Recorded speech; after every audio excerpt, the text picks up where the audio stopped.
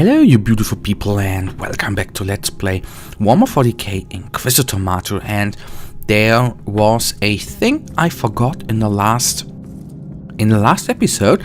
I forgot to talk to Metrodora, and that we will do right at the beginning here. How did the interrogation go? The subject had severe objections to the procedure, but once I rearranged certain neural pathways and removed a few non-vital appendages, he became very compliant. I have a full report if you're interested in the details. A summary will suffice. The word-bearers wanted to take out this fool once their schemes were compromised. They are hiding in the depths of the Underhive by the largest monolith. They will soon perform a grand ritual and sacrifice the remaining prisoners. These foul traitors and their craving for rituals. Anything else? The Xenox devices are somehow connected to these dark practices, but the heretic had no additional information, apart from the usual ramblings. How should we proceed, Inquisitor? We need to act immediately. We need a precise surgical cut to sever the head. Precise, surgical, and cuts. Excellent premises. We will start preparations at once. Yeah, and that means we have a new clue, which we can take a look into. And there we have it. The cultist leader has been interrogated by the Maker's biologist on my ship. The heretic confessed to following the orders of the traitorous world bearers and divulged the location of their hiding place in the depths of the Underhive near the largest monolith. I have learned that these traitors will soon perform a grand ritual to sacrifice the human prisoners, and that these Xenos devices are somehow connected to the dark practices. Stop the world bearers rituals in the fabricator monolith, and there we will of course go directly into, and I actually should have completed, I think, chapter 3 first. Anyhow, we just go into that order right now. I do not care getting into it right now. Let's then take a quick look at the mission briefing. My investigation is finally shedding light on some unpleasant truths. Behind the Forsaken Sons lurks an ancient but deadly foe, the heretic Astartes of the World Bearers. Their bloody sacrifices are empowering the Xenos monoliths and stirring up warp searches throughout the sector. I must stop their final ritual before they inflict a fatal wound on the veil between the immaterium and the real space.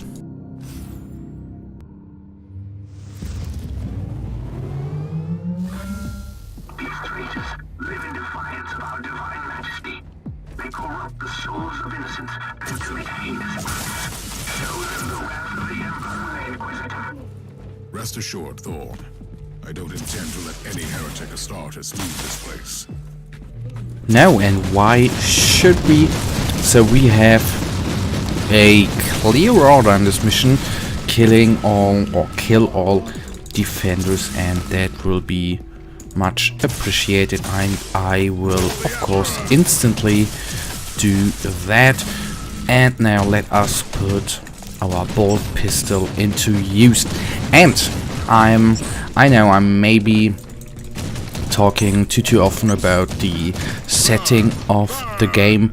I know still as well this is a campaign mission, so I have a little bit of the feeling that Neocore games, and I would probably do it exactly when I was a game developer, I would have spent a little bit more time on the campaign missions and make them a little bit more detailed than the random generated maps. But I have to say, if you take a look at this setting here and the setting of the last map, it is differently. You have different lights and everything, and I think that just looks amazing and makes this mission more pleasing to my eyes, because we are not running through the same dull light and the same dull environment. I really like that. So, here we have a tiny little bit of problem, and that's the combination of force. The Valgrind Enforcers plus the Sentinel is not really cool to engage, but as you might see, because of the power rating, or that it's actually a campaign mission, we have a tiny little bit of luck here. So let's quickly take down the Sentinel, and then we will even take out the Guardian of the chest in the back. Maybe, just maybe, we will find a nice little item. What exactly? Oh, I actually wanted to say to see his debuff, and I was hoping for... I know I can think what it is when his suppression rating is down, but I would have liked to see the exact stats. And Remarkable. A soul-bound warp creature protects the chest. Most remarkable. And what I said already before, I like those guys as a lighting asset. They remember me a little bit of the Catholic it was, sorry there, of the Catholic Church with, oh, I don't know the English name of course, but they have the little things where they are running through, I don't even know, after a ceremony, which have a certain smell. I know in Germany it's called Weihrauch. I of course don't know right now what it's called in English. Shame on me. Anyhow, sometimes I really digress. I'm really sorry there. As I said before, I have a weird little mind.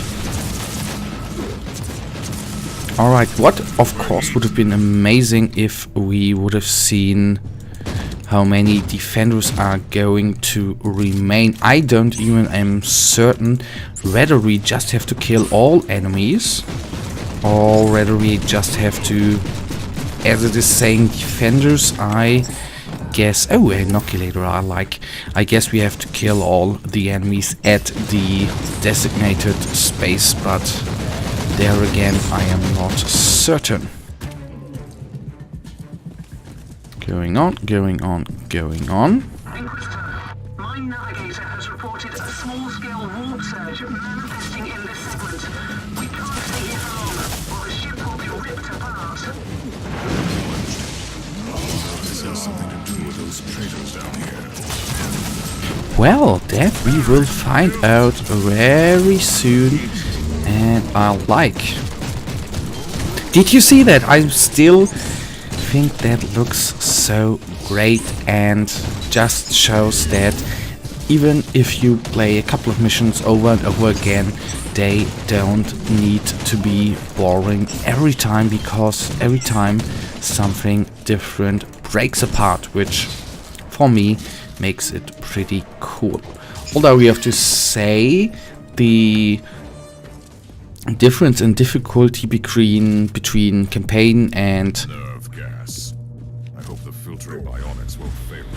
and the other missions is quite heavy. If I think about, we haven't used any inoculator right now. I know I'm playing on normal and not on challenging mode, but still there's a big gap, which is necessarily, of course, as I said before, not bad. I like the point that, at least I think Newcore Games said that with the low difficulty of the experience of the campaign, they want to bring all the guys who haven't played before into the game and let them dive into it. That of course I do understand. And the little cultist there looks quite nice. Penitence my greed. No, we were greedy, yes, but I don't care, because these turrets can't really do anything against us. In the back there, at least. I hope it's not dragging on for much longer. No, there we are. So, what do we find? Sorcerer, your machinations end today. Lackey of the false emperor, you will not stop the ritual. The warp will bring the fires of destruction and show you the power of the true gods. No mercy for the heretic. No forgiveness for the traitor. That's what I wanted to say. So we will now quickly focus on this guy, because the sorcerer there of course has the biggest damage output in here. Synex the Void Caller he is called, and he is already down. That went quite quickly, and before we can actually go through his manuscript, we of course have to take down all of the enemies right here.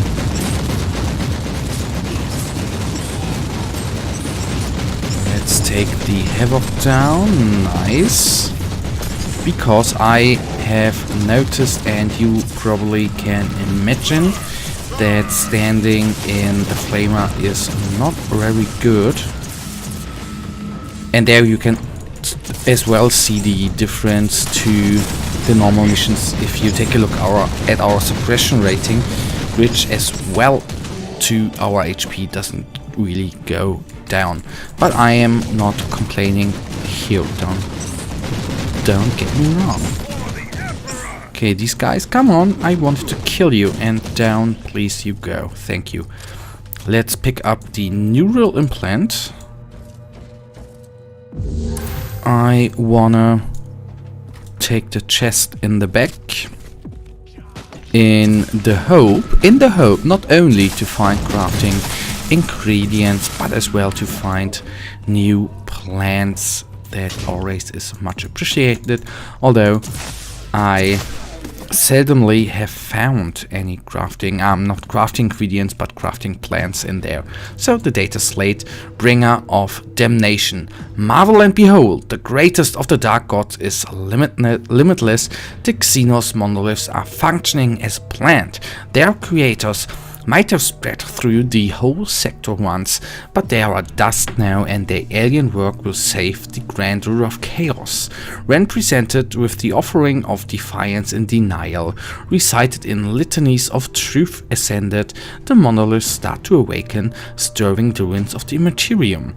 The constellation of delusion will be shortly upon us. Until then, we must continue the soul sacraments. According to the Malefica, the warp searchers could rage from centuries to come if the conjurants are strong enough.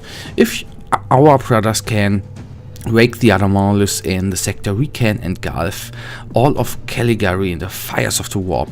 We will liberate the sector from the shakes of the corpse god, from the shackles of the corpse god. Alright. Over the faithful, fear has no dominion. The traitors will perish today. Oh yeah. Then let's leave. We have one artificer item. At least I can remember one artificial item. Doesn't that look like a Terminator? I think a little bit. Anyhow, I'm of course meant Terminator armor, as usual. So one artificial item, which is absolutely amazing. Let's take a quick look. The inoculator would be an upgrade, but then we wouldn't have any health regeneration, which I do not want, of course. So another upgrade. The pistol 27. Well, is that an upgrade on? Yes, a tiny. So let's go with bullets for once in the campaign. At least that should be all right. That is a huge upgrade. And well, guys, we have to talk to Ragnar, but again, that we will do in the next episode. For now, I really thank you for watching. If you have enjoyed this episode, guys, please give me a thumbs up and subscribe if you haven't subscribed. If you have anything to say, guys, then please leave me a comment, whether it's negative or positive. It's always pretty much appreciated. And for now, have a nice day. Stay frosty. Bye.